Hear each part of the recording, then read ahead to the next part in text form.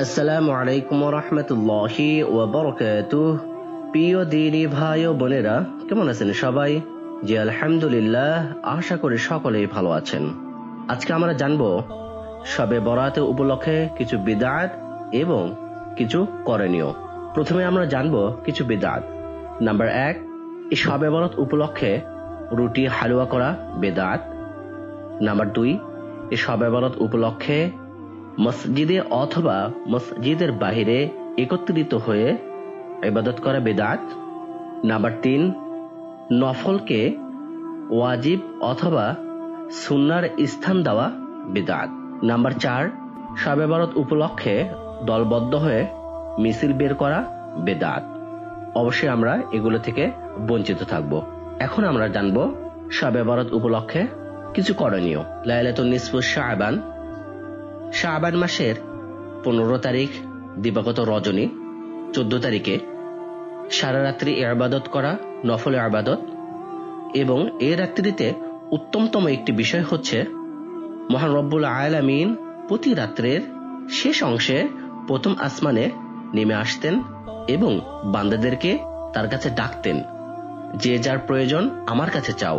কিন্তু এই নিসফুশ শাবান মাসে এই রাত্রিতে আল্লাহ তাআলা প্রথম আসমানে নেমে আসতেন রাতের প্রথম অংশেই, এবং সারা রাত্রিতে আল্লাহ তাআলা প্রথম আসমান থেকে বান্দাদেরকে উদ্দেশ্য করে আহ্বান জানাতেন তার দিকে, যে গুনাহগার সে যেন আল্লাহ তাআলার কাছে ক্ষমা প্রার্থনা করে এবং যার যে সমস্যা, যার যে চাওয়া পাওয়া আল্লাহ তাআলার কাছে সে যেন অন্তর থেকে চায়।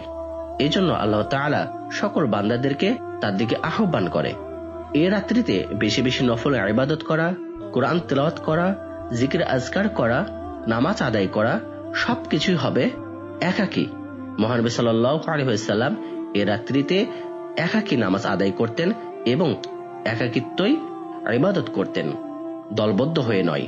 তাই আমরা সব সময় নফল ইবাদত একাকী করব এবং নিজের বাড়িকে মসজিদ রূপে তৈরি করব শুধু নফল ইবাদতের জন্য, নাকি ফরজ ইবাদতের জন্য।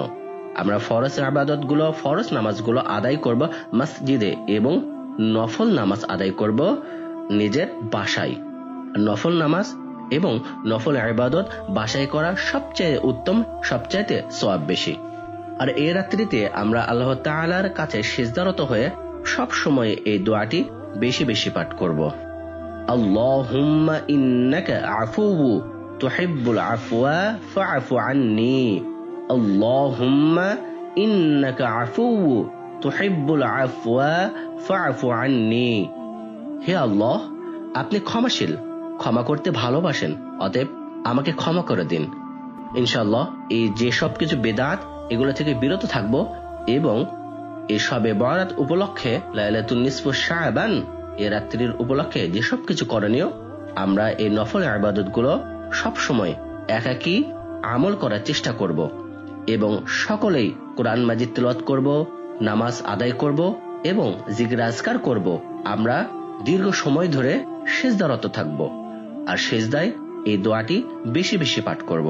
আল্লাহ তাআলা সকলকে সবুজ দান করুন, নফল ইবাদত বেশি বেশি করার তৌফিক দান করুন।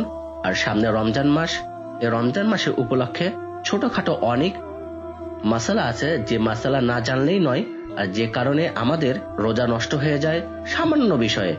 বিশেষ করে আমার মা বোনদেরকে বলবো, কিছু কিছু বিষয় আছে যে বিষয়গুলো আমাদের না জানলেই নয়।